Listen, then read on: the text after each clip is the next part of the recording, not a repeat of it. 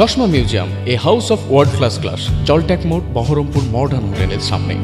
জনস্বার্থে মুর্শিদাবাদের এক প্রান্ত থেকে অন্য প্রান্তে ছুটলেন পিএসসি চেয়ারম্যান অধীর রঞ্জন চৌধুরী। বৃহস্পতিবার পাবলিক অ্যাকাউন্টস কমিটির প্রতিনিধিদের এবং পূর্ব রেলওয়ের হাওড়া ডিভিশনের উচ্চপদস্থ আধিকারিকদের সঙ্গে নিয়ে মুর্শিদাবাদের বিভিন্ন রেল স্টেশন পরিদর্শন করলেন পাবলিক অ্যাকাউন্টস কমিটির চেয়ারম্যান তথা লোকসভার কংগ্রেসের দলনেতা অধীর রঞ্জন চৌধুরী।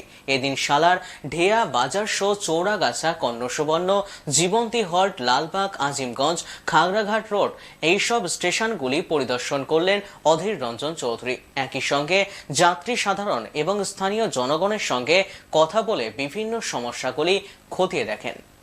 এখানে অনেক কাজ নতুন নতুন করব। এটা পাবলিক অ্যাকাউন্টস কমিটির এটা একটা study visit. Public accounts committee যেমন গঙ্গার ওপারে রেজিনগর থেকে লালগোলা ভিজিট করেছিল বিভিন্ন সমস্যা তুলে ধরার জন্য, পাবলিক অ্যাকাউন্টস কমিটির আরেকটা ভিজিট, স্টাডি ভিজিট হচ্ছে সালার থেকে আজিমগঞ্জ। এখানে স্টেশনে নামা হয়েছে, মানুষের সমস্যা শোনা হয়েছে, রেলের অফিসার এসে, সমস্ত রেলের অফিসার এসছে, তারা সেগুলো নোট করেছে। আগামী দিনে যতটা সম্ভব তারা সেগুলো তাদের আওতায় যতটা পড়বে তারা করার ব্যবস্থা করবে। তার কারণ পিছনে পাবলিক অ্যাকাউন্টস কমিটি তারাও এটা নিয়ে তাদেরকে জিজ্ঞাসাবাদ করতে থাকবে। যেমন এই যে rail line, Nasipur Azimganj rail line, এই রেল লাইন আমাদের ধারণা ফেব্রুয়ারির মধ্যে শেষ হয়ে যাবে, এটা একটা বড় ব্যাপার হয়ে যাবে। এই আজিমগঞ্জ স্টেশন এটা অমৃত ভারত প্রকল্পের আওতায় এসেছে, খাগড়াঘাট স্টেশন অমৃত ভারত প্রকল্পের আওতায় এসেছে।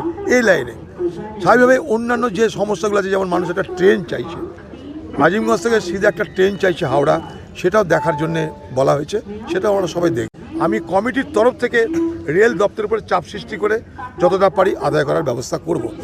অন্তত রেলের দপ্তরের কাছে সমস্ত সমস্যাগুলোকে তুলে ধরা হয়েছে, সেগুলো লিপিবদ্ধ হয়েছে, একটার পর একটা সেগুলো যাতে করা হয়, তার জন্য আমাদের প্রয়াস জারি থাকবে।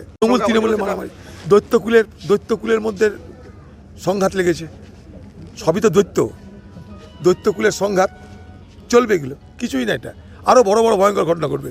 এখন তো খুন কেউ হয়নি, এরকম খুন হবে এরপর।